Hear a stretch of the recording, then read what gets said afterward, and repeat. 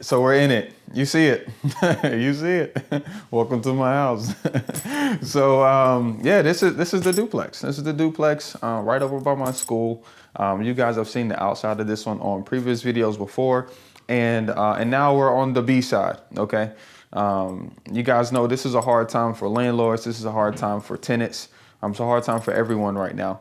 But as far as having a business code, you kind of got to continue to move things on.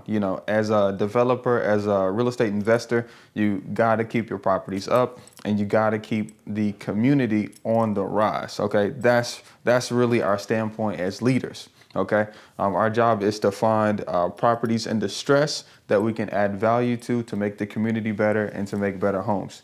So literally, we're standing in one of our properties. This is a duplex, and we're doing a turn. Okay, we're doing a turn. Literally, this is the before. Okay, it's gonna go crazy. The value that we've created in this neighborhood is just insane. We picked this property up for $33,500. Okay, I think we did the roof, we did the soffit. We spent like $10,000 on like the outside, and the neighborhood was ecstatic about it. Okay, a couple months later, the tenant beside here, we noticed that he was good. He was paying, he was keeping it clean, and he even was calling us to come fix things. So that's automatically signs of a good tenant. So we already addressed a lot of things over there. Okay, this tenant wasn't calling us about anything. We suggested that we noticed that we couldn't see inside of two of the windows because of just piles of trash up to the window. So we suggested, hey, maybe we can drop off the trailer and anything that you need to throw out, you can throw out and we'll take out for free. He didn't want to do that. I said, hey, is there anything over that needs to be fixed? He didn't want anybody to come in. So I knew this wasn't going to be like a long-term relationship with this tenant. So now we're in it to win it. Okay. In just a second, I'm going to show you some things that we're going to do, but literally, we're going to make this like new money. Okay. So thanks for coming along, kind of see the before, and you gotta keep your eyes wide open. Okay. I know it's bad. Okay. He had 3 feral cats literally in like I think it was a sofa, that was just like standing up, not standing, not sitting like you're supposed to, just standing up, 3 feral cats just in there, and this was kind of their room. So all of the carpets here, we pulled all the carpets up, and you can smell the pee. You can smell the pee in it, and it's bad. And just that fast, okay. You guys got to see the before, but literally, in 1, 2, 3, you're gonna see the difference.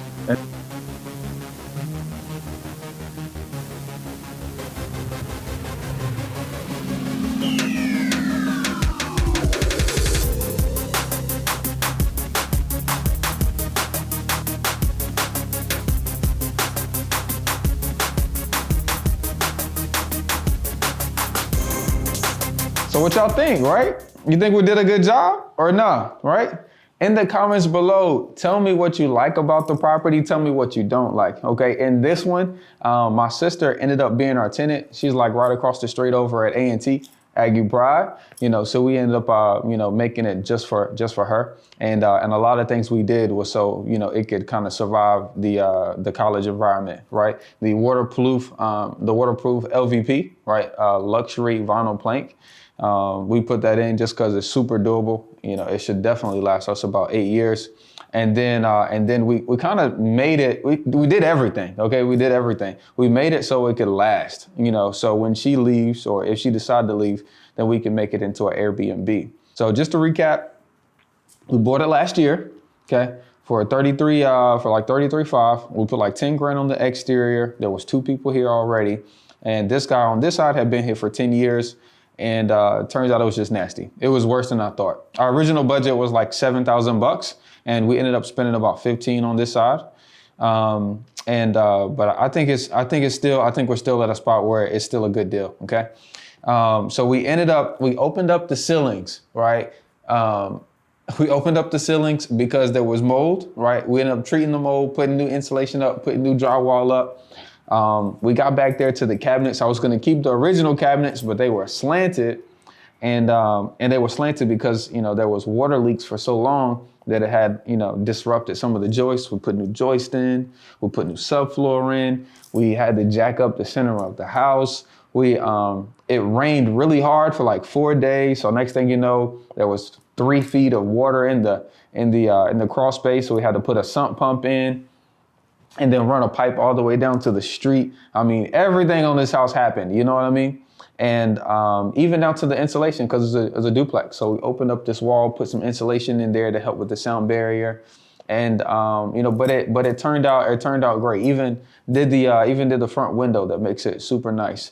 So don't be afraid to invest in your properties when it comes up. And remember, when you're doing full-on projects like this, you're probably gonna go over budget, right? You're probably gonna go over budget.